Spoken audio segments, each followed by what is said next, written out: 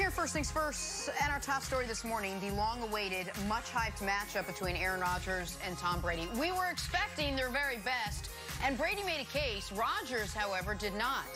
Packers raced out to a 10-0 lead, but it was all Bucs after that. Aaron Rodgers, just 160 yards passing, 2 picks, one of them a costly pick 6. Here's the quarterback after Green Bay's first loss on the year. Look, you don't ever want to lose like this. I feel like we needed a little bit of a wake-up call at some point this season because things have been so good, and there's been so much talk, maybe outside the building, about the ease with which we're, moving the ball on offense and scoring. And, I think we need to kind of a kick in the ass a little bit as a little bit of a wake-up to, stop feeling ourselves so much and get back to the things that got us to this position.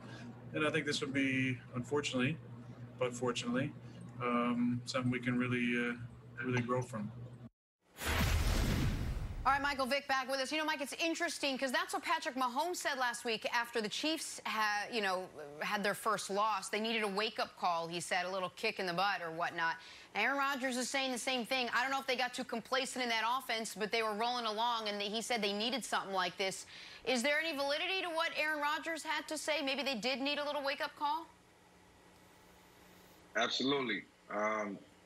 There have been times in my career where we was playing some of our best football and thinking we was invincible. Or probably, got off to a 4-0 start, I think, in 2004, and was feeling like we was going to win 16 games. And all of a sudden, the Detroit Lions come into Atlanta and beat us by 30.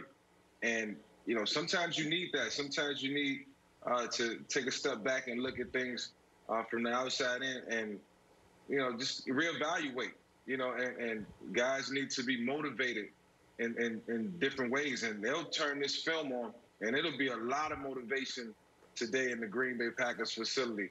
But, it's good that Aaron Rodgers can acknowledge this. I think the team will hear his message, and it'll reverberate around the locker room. And, hopefully they'll get back on the saddle, pick themselves up, and do it again. And I kind of expected this to happen at some point during the season for Green Bay because things was going so well for them. I didn't expect them to go 16-0. I just didn't think yesterday would go the way it did. All right, so I hate to do this because I love Rodgers. On and off the field, I love him. And in general, celebrations never bother me at all. There's a pro athletes, they should be able to do what they want. But I'm an outlier in that. And I watched us have a mild national emergency when Odell Beckham Jr. once upon a time pretended to be a dog and pee on the pylon. And so I don't mean to a time to kill this, but I want you to close your eyes and imagine that a quarterback does a pantomimed sexual act, whether it's Hinkle McCringleberry from Key and Peele or not, in the midst of going up 10-0, and then proceeds to have the single worst game of his career. Now open your eyes and imagine it's Cam Newton, or imagine it's a host of other quarterbacks, what the commentary would be. Because Rodgers can say we needed to be humbled, but he wasn't feeling humble when he was doing not 1, not 2, but 3 end-zone pumps, mocking the Bucs.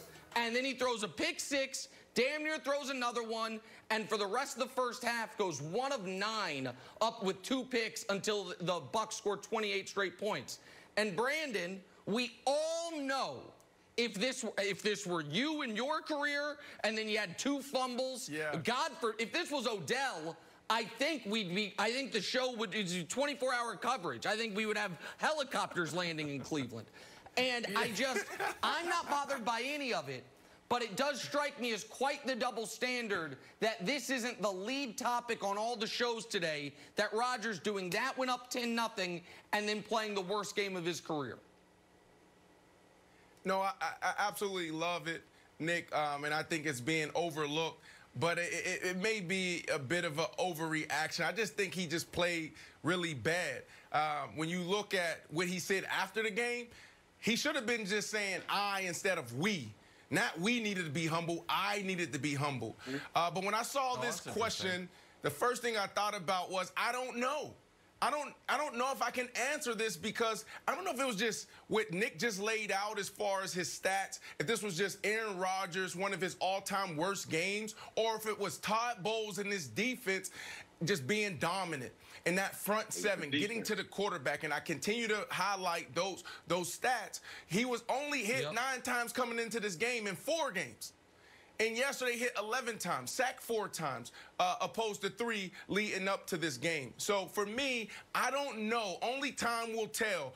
You know, they have a couple more games ahead of them where they should be able to dominate. And then there's 1 or 2 games where it's like, all right, let's see how you look versus another good team. So I don't know, Wilds. So, Mike, I got a question for you because the celebration struck me as odd, not only because it was an odd celebration, but also the timing of it. Like, they were really having their way with the Bucs defense that we knew it had some teeth to it, and Aaron Rodgers didn't really seem to care. In your career, would you celebrate a little more conservatively with a 10-point lead in the first quarter than you would, say, in the fourth quarter? Is there sort of an unwritten rule of like, look, I'm going to go level 5 for my first quarter celebration and then ratchet it up to level 10 once it's in the fourth quarter? Because to me, this felt like way too early of a celebration of this sort of confidence, let's say. Magnitude. Yeah. Aaron, he went ratchet really, really early with his celebration. And when he celebrated that way, I was like, okay, this is about to be another blowout because this man knows something. Like, that was like, you know, cream of the crop right there. And you know, 5 minutes later, he throw an interception to the house, and I'm like, okay, he got to back that up. And then it's another interception right after that, and I'm like, this is not going to be good because when you throw 2 interceptions, you know, everything that you've done before that point goes out the window, and your confidence is shot. And Aaron Rodgers' confidence was shot yesterday, and it was hard to retrieve it. Well, also, go ahead, Nick. No, listen, I want to be clear here. I'm never the fun police. None of this bothers me, okay? But I also was, I think, the only person in America that defended Odell when he did the dog peeing celebration, right? I'm old enough to remember a mild... What, Jenna? Go ahead, Jenna. A little bit of that is that you have to factor in someone's history. It wasn't Odell's first time doing that. There were a series of other minor skirmishes he had.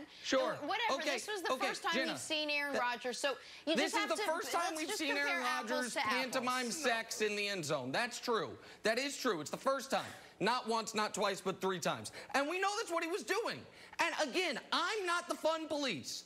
But we had a mild national emergency about Randy Moss pretending to moon a crowd, not mooning a crowd, pretending to moon a crowd. And I am here to tell you, and everybody knows it, if 15 years ago Mike Vick did this, it is a massive issue, and I think they flag him in the end zone. Vic, what would have happened if you had done this? Honestly, what would the discussion have been about you if you did this? Well, let's go back to Antonio Brown. All you got to do is go back to Antonio Brown. I mean, that is the case study, right? When I saw this happen, I thought about, okay, is he going to get fined? What's going to be the storyline after? Because Antonio Brown, remember, he challenged the NFL years ago, and it was like, oh no, it wasn't Antonio Brown, it was Von Miller.